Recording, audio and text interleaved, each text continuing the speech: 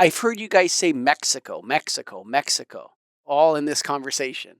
Not Latin America, not Central America. You've been saying Mexico, Mexico, Mexico. Is this going to be a Mexican podcast, Fernando? Well, as you said, this is the start. It's just the first season. So, okay, we start with what we know, with the people we know. And, well, hopefully it will grow out, as you said. We do have connections, especially with people from Chile, for example, that does a lot of lighting designs, which coincidentally, because they also have big observatories over there. So Mm. there's been a lot of work precisely promoting a responsible lighting industry. So, yeah, definitely we can branch out later on. Well, you need to be careful at the beginning so you don't overreach, you Mm. don't overextend, you don't get spread out too thin. So at first, I think it makes sense to start with the territory we already know. Mm. And as I was saying before, there's already a huge market here. Let's Get This Podcast Started is a production of Get a Grip Studios. Go to getagripstudios.com.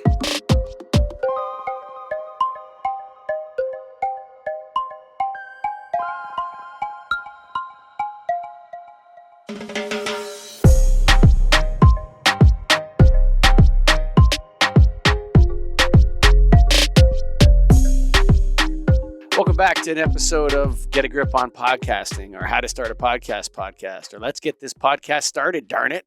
Something like that. Today I'm joined by two colleagues of mine from the lighting industry, and they have been enjoying the work that Greg and I do at Get a Grip on Lighting. And they reached out to us and they wanted to start a similar podcast, but in Spanish, Get a Grip on Lighting on Espanol. So it's my great pleasure to be joined today by Alex Carillo and Fernando Avila. Welcome to the show, guys. Thank you for having us Thank you, here Mike. today. Yes. Now, the first suggestion I'm going to make to you guys is that we're going to need to get you guys to have some lights in front of you that are shining at your face from the other side of the camera, so that it's not for this show, but for when you guys, a lot of people will want to watch this, especially the first one. They'll want to see you guys, right? So we want to make sure that you look good. And so we'll work on that with you when you log in next time. But for next time, you guys need to get a light that comes from in front of you towards you so that your face is illuminated. Not with a shadow down from the top, not from behind, but from the front of you coming right at your face. So even like a desktop lamp, you know what I mean? Mhm. And put it on the table in front, and that will make you'll become, it's not going to be a green screen like me, but it'll, so people recognize you and see you. So that would be the first thing. The second thing is, Fernando, tell me a little bit about your career, 2, 3, 4 sentences about, and then why you want to do this. Well, it's interesting. I come from the opposite side, if you will. I'm an astronomer by profession, but I've been working the past 12 years in light pollution topics. And that's when we meet up with light.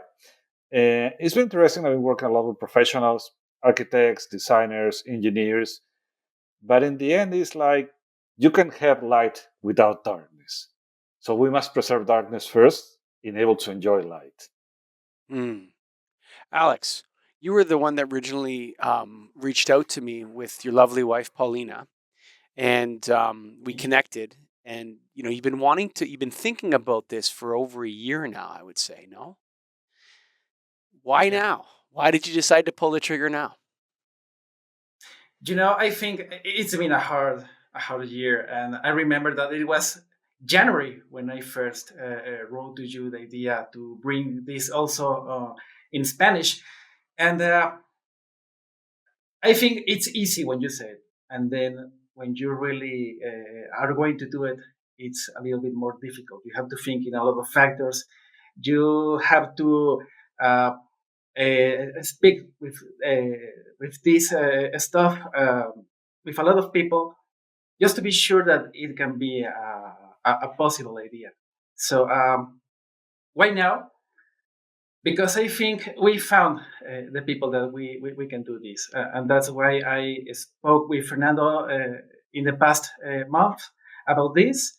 We spoke with a couple of organizations too about this, and everyone was like, "It sounds like a good idea. Let's give it a try." And Hmm. I think that's why we're here.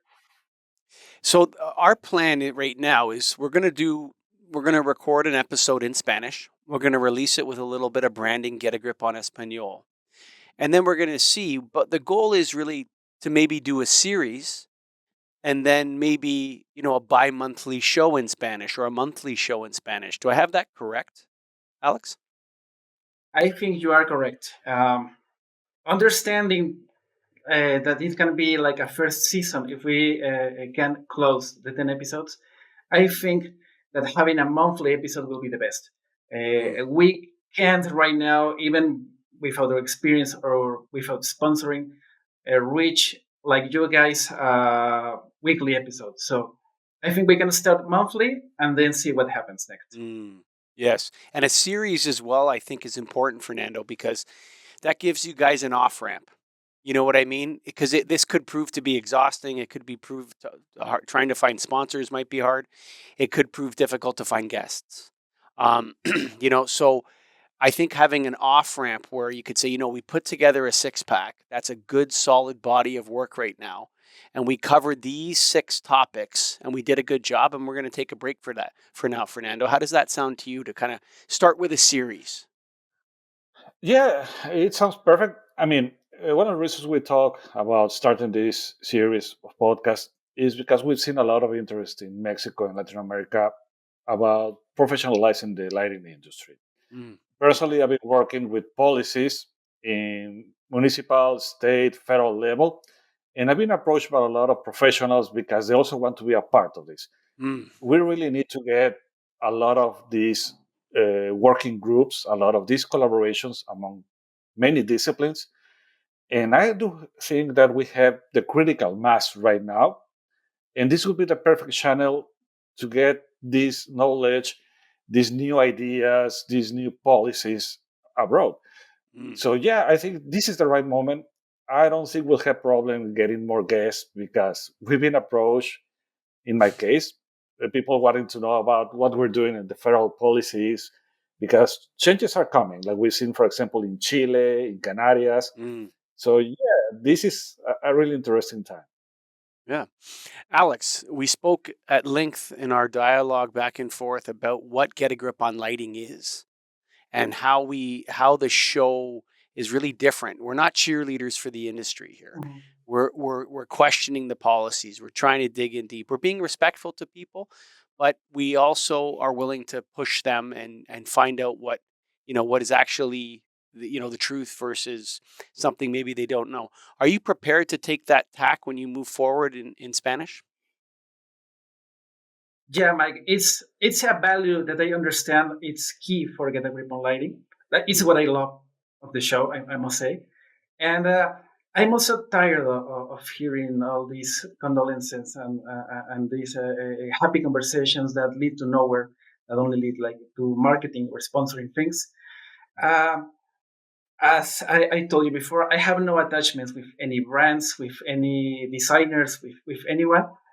I don't sell lighting and I don't want to sell it, honestly. I really love designing and I really love the freedom to pick the best brands that I can choose, the best products that I can use. And also, I like speaking with everybody. I don't like to be like, I'm fighting with someone and I don't speak to these other guys. So I do prefer to have these conversations. I think that the market, the lighting industry, and the light also as a science, as a part of our lives, deserves it. So I think these tough conversations can be led in Spanish and are needed also. Fernando, we have the lighting designer, Alex, who's going to he's going to bring his perspectives from that portion of the lighting industry. You're an outsider who's been invited in because of your astronomical knowledge and your ability to advise on policy. What do you plan to bring to the show as the co-host? Precisely, an outsider view. It's interesting because as I work in the National Observatory, one of the first blocks we had a little troubles when I step up in the government's offices. Well, you plan to have the city completely dark just to protect your observatory. And it's not true because, after all, we live in the city, we drive in the city, our kids go to school here, we do our grocery shopping. So we understand the needs of light on a urban setting. But as every resources, light is a resource, it has to be done in a responsible way. So it's mostly about, okay, we need it, but how can we improve it? It's about quality of life. It's about improving, yes, business in dark hours at night, especially because the city I live is a touristic site. So where is the balance? How we choose priorities? What your company, what your principles, what your objectives, what your products can do about it. Because this is something I found being an outsider. There's a lot of propositive ideas from the industry, but they don't have a clear idea where to go or who to approach. Precisely working with government, I've been asked, hey, can you help us get in touch with the government because they're not paying attention to us? We want to regulate our industry. Being here in Mexico, the comments I get from the industry is we get a lot of cheap products from China that get installed by who knows who. And we want to be professionals about it. We want to be part of these changes that are coming. So what can I bring? Yeah, the outsider view, somebody that has, as you said, come in recently to this area and hasn't done the things the ways had been done before. So it's this different approach, but seems to be interesting for them. Seems to be a common point, a common ground. So that's what I can bring in. I have one thing I'm very sad about is that I won't be able to listen to your podcast and understand it. But I'm super excited. Let's talk about monetization because that's the holy grail of podcasting, right? Like, it's great to, invest a little bit into a podcast, but when you get to 10, 12 episodes and you're paying for production or you're doing I wouldn't advise that you guys ever do production distribution and all the things that Scott here in the studio does. But, even paying for a podcast and finding the guests and all that. And I, I don't think that's a sustainable model for you, Alex. I think we need to aim at monetization right off the bat. You are absolutely right, and you said it pretty clear on the past months, and that's the key. That's the key, as you say. We of course love doing this, and we want to do this. So there's like this kind of investment from our part. But as you say, it will uh, it will get us tired pretty fast if we don't find someone to invest in on this. So um, we do think right now that the market here now in Latin America is really expanding. It's new brands are being formed. I think that the LED rise has really helped to create new companies and to expand to different territories. All these. Sorry, I got an alarm here. Shh. Uh-oh. See, this is why we do the Sorry first about that. podcast. We do it. We don't want the first one to be that. Yeah. So you were saying. You know, ironically, I set up a do not disturb alarm. So whatever. Computers. Sorry. So yeah. So market is expanding here. A big thing that I find in Fernando and me is that we are not in Mexico City, where everything in Mexico is really being done every day. You hear everything, and all is done in Mexico City. We are not in Mexico City, so I think that also helps a lot to show how the market is expanding. And I'm pretty sure that the way we can monetize this is by finding all those new guys that really want to make their names being part of this. Um, I'm sure that with starting a really hard track on this field, will make them help us do this podcast. Mm. So this is so far what I think, Mike.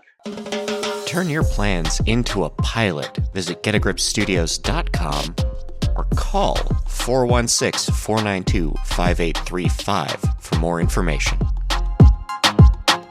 Yeah, Fernando. The idea that that we're going to aim for a particular sponsor or someone.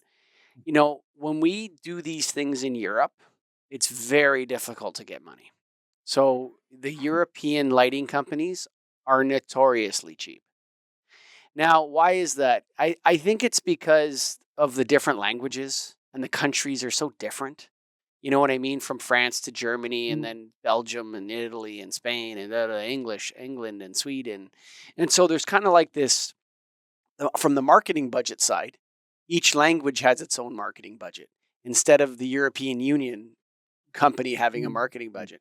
The United States, they splash out. American companies will pay for marketing, and they'll sponsor things like this.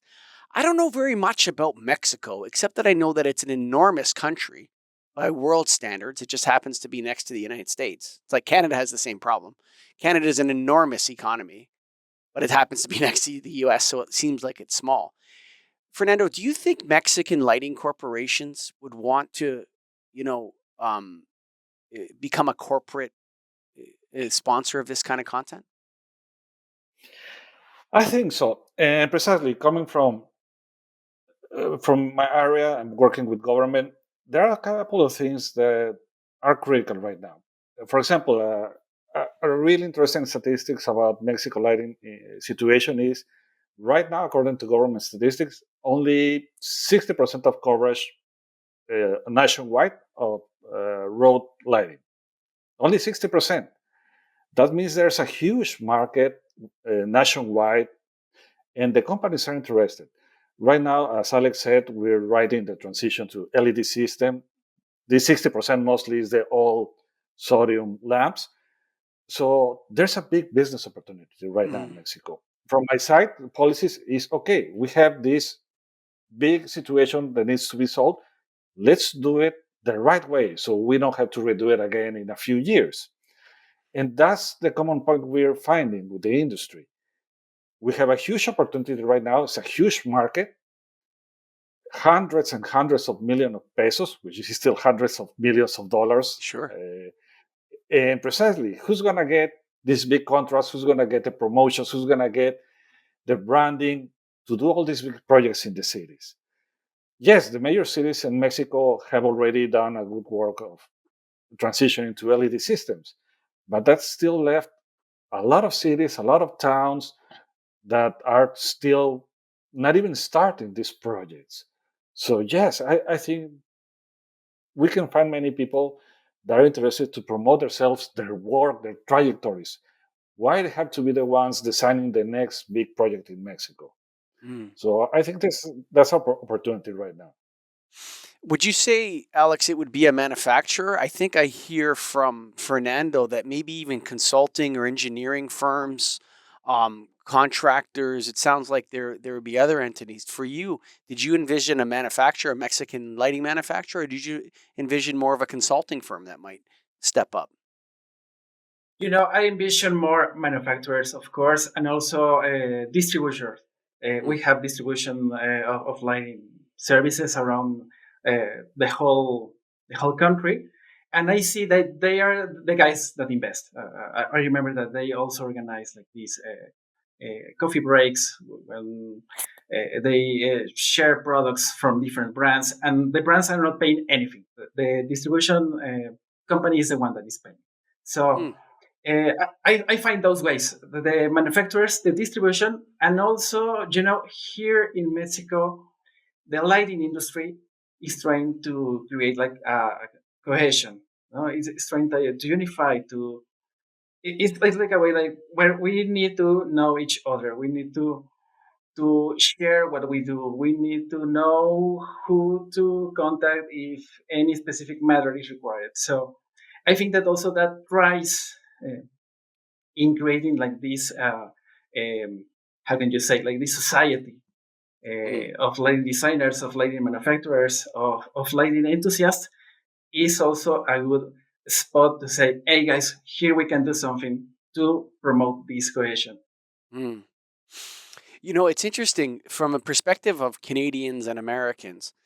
Central America and South America are kind of like this blob. Like it's kind of we don't the Americans and Canadians don't really differentiate between the different countries that much, but there actually is a big difference between different Central American and South American countries. Um, I've heard you guys say Mexico, Mexico, Mexico, all in this conversation. Not Latin America, not Central America. You've been saying Mexico, Mexico, Mexico. Is this going to be a Mexican podcast, Fernando? Well, as you said, this is the start. It's just the first season. So, okay, we start with what we know, with the people we know. And, well, hopefully it will grow out, as you said. We do have connections, especially with people from Chile, for example, that does a lot of lighting designs, which coincidentally, because they also have big observatories over there. So there's been a lot of work precisely promoting a responsible lighting industry. So, yeah, definitely we can branch out later on. Well, you need to be careful at the beginning so you don't overreach, you don't overextend, you don't get spread out too thin. So at first, I think it makes sense to start with the territory we already know. And as I was saying before, there's already a huge market here. There's a lot of companies, there's a lot of industry, there's a lot of firms that would be willing to participate at the beginning. And from there, we can build on top of that. Alex, anything to add to that? That was a great answer, by the way, Fernando. Yeah.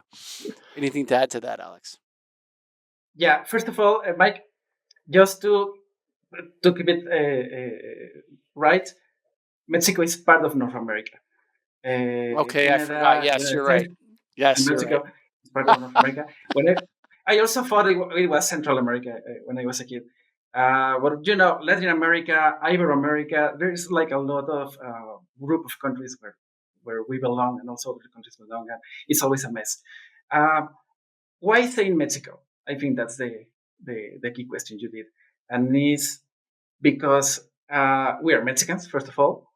This is the market. This is the place that we know. We do have contact, as Fernando said, with organizations, societies, people that is related to this industry. In the rest of Latin America, I will say, as he said, Chile is a big part. Argentina is a big part. Peru is also a big part. Colombia, which this year started their IES chapter, also is a growing market where we have contacts there. But yeah, still, we are Mexicans, and still Mexico is also a place where first tries to reach the Latin American market start. So you also see like Spanish brands, Italian brands, Italian and Spanish designers coming first to Mexico to see if they can hit this kind of market before expanding to other places. So also in the United States, very big markets and designers in the United States work here in Mexico first. No, so I think that's the way we can do this first start. No, let's take for now Mexico, but hey, we speak the same language, we share a lot of things, and this is a matter that is growing everywhere. So I think in the future we can make another things with the rest of the continent and or even overseas. So, are you going to be the host with Fernando as the co-host, or are you going to be joint co-hosts or joint hosts, Alex? That's a really good question. And Fernando said since the beginning something that I really love, and is that we come from opposite sides. So I think the conversation can be bigger and can be more even like leaving you with something else if we are at the same level. I don't know, Fernando, if you're okay with it. I didn't say it, but Yeah. I mean, you put it. You put it in the right way. I mean, we come from the opposite sides, and as we've seen sometimes, depending on the guest, playing the bad cop, good cop, can help you get a lot of more responses, a lot of more answers. So depending on the guest sure. we have, I mean, somebody can play the good cop, the bad cop, and try to push in this direction or on the other, and try to elicit an interesting answer. So yeah, playing on the same level but from different angles, I think we can make it work. I will love that. So the show is hosted by Alex Carillo and Fernando Avila. Okay, that's good. What you guys got to learn is a couple tricks. Okay. Mhm. So when someone else is asking a question, what you want to do is Greg and I, what we do is we point at each other. So if I go like this to Greg, he'll just go like that. And that means he's going to ask the next question. Or if he points back to me, it means he's done his line of questioning. Having, Mhm. being joint host or co-host or whatever you call it, it's good support because you have someone there with you. When you're doing a podcast all by yourself, and you're responsible for the flow of the show, the direction for the good questions and the ideas, you can get frozen in the beginning sometimes. You know what I mean? So it's good that you guys have each other's back. But yeah, you're going to want to work out before your next show so that you're not asking a question at the same time. So maybe just point or just say, I'll start. I got 2 or Mhm. 3 questions and I'll point at you for the next one. Mhm. And then they'll start their line of questioning with the guest. Guys, we want if you took a look at this screen and you saw who was talking the most, what you would see is that I spoke about 15% of the time up until this point now. And you guys spoke 85% of the time. It would be something like that. So we want to be cognizant. I think you guys should do a podcast, just the two of you, like you talked about to start off, and that be your first episode. So you can get your ideas out before you start Sure. interviewing guests. You know what I mean? So Fernando, sit back Mhm. and say, this is what I want to say on the first show. I don't let people write things, but I would say make your bullet points of 10 things, Yeah. 5 or 10 things that you're going to bring to the table on the first show. So you get that out to the world, what your position is. So you don't have to worry about that when you're talking to your guests. Mhm. Yeah, I mean, okay, I've been a astronomer, but I've also been doing outreach for 30 years now. I've done a lot of interviews, but like today, on this side. So, yeah, precisely something Alex and I will work out before each guest is, of course, do a background check, get some interesting facts about them, trying to find out questions, try to get a list of questions before we interview the people. And Mm-hmm. precisely, okay, you have these questions, I have these ones, and we'll try to make it flow. Making the script of the interview, that's some of the basics. No, no, But no again, scripts. So podcasting no, doesn't have scripts. not a rigid script in the sense, Okay. but have an idea what we want to get from that guest. Mm. And yeah, as you said, having this order to make it flow, to ideally we will want to have that one answer leads to the next question, as Mm-hmm. you were doing today. But yeah, it's something you have to do before every show, depending on the guest, trying to see what's interesting about them, trying to see what we want from them. But yeah. But Alex, I want to say too that you probably have something to say to the Mexican people about lighting, and I want you to think about when you guys do the Fernando and Alex episode, that first show where you discuss what you're going to talk about, what the show. That's going to be your first episode. It's going to go out on Get a Grip on Lighting. That's going to be the episode that goes out first. And that's going to be, what do you want to accomplish in the lighting industry? What do you want to change? What do you want to criticize? What do you want to compliment that's going on out there? Who do you admire? Just get those 10, 12 points that are important to Alex down and out on that interview so that you've said them to the microphone and they're recorded and they're out there. So you don't have to worry about that. You can really focus on your guests. You know what I'm saying, Alex? I totally understand, Mike, and I agree with you. I mean, this is not a master class. We are not here to just teach about lighting. This Mm-hmm. is, I mean, if we do that, we will end like making obvious some things that maybe are lies even. So I think the key here is that we contrast our point of views. What we want to accomplish with this is, well, this is not just a simple marketing conversation about lighting products. Mm-hmm. This is a casual conversation between friends, between guys that just met, between whatever that love lighting and want to speak about it freely. No, Mm-hmm.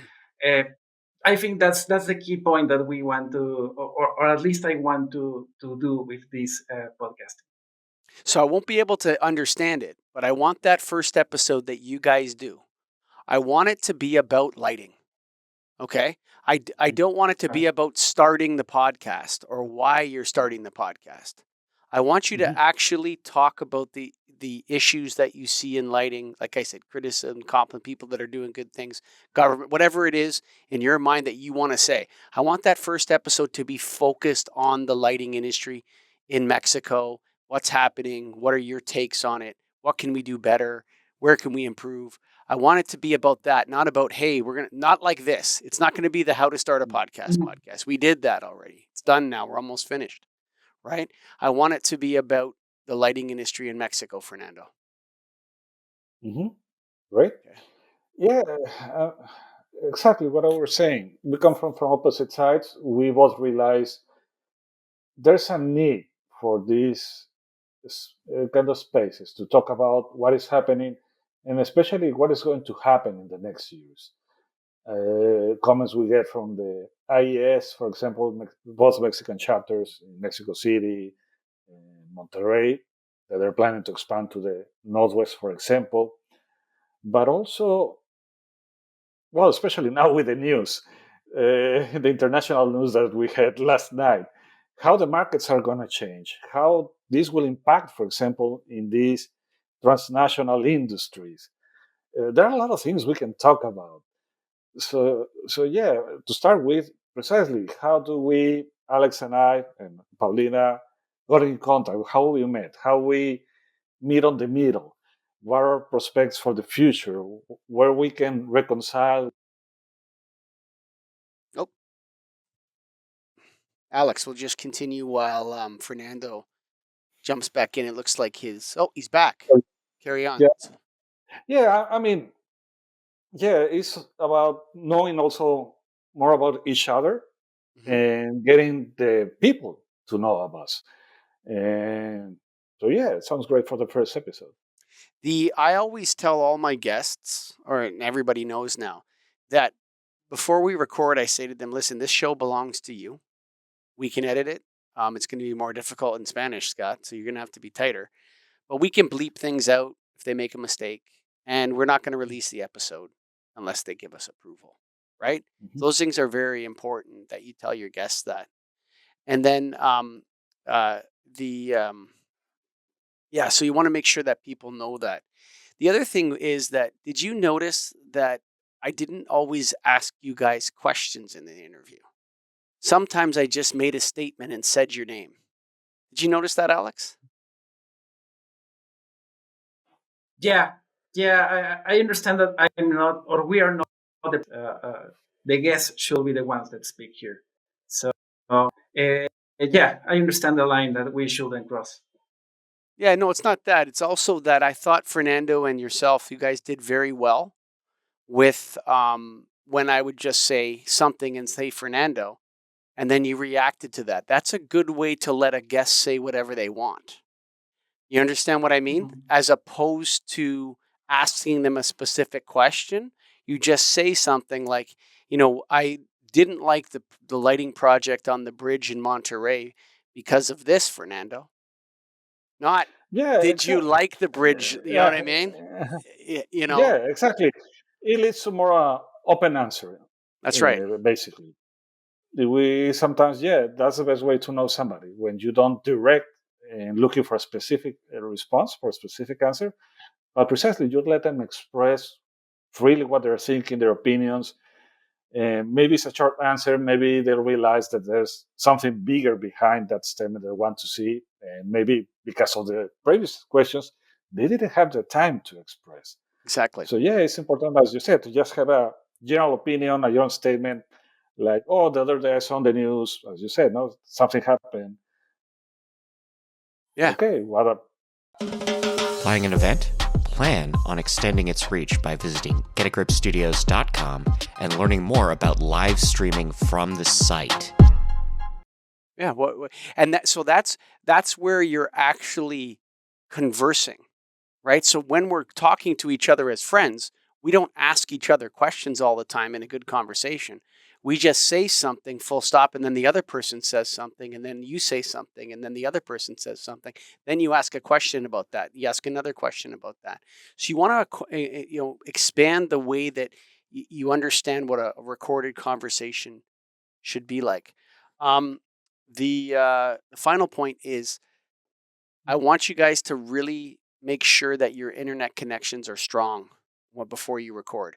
And so what that means is that, if you could find a space where that you're the only person on the internet at that time, so nobody's streaming Netflix or YouTube in the next room over or anything like that. And then you want to make sure that on your own computer that you don't have anything else open when you're recording. Just even I always print out my notes because programs like Word, they can take a lot of bandwidth from your computer. Adobe PDF can use a lot of your RAM and cause you to buffer. So you don't want to have notes on your computer. You want your computer just to be this instance of the recording. Okay, guys?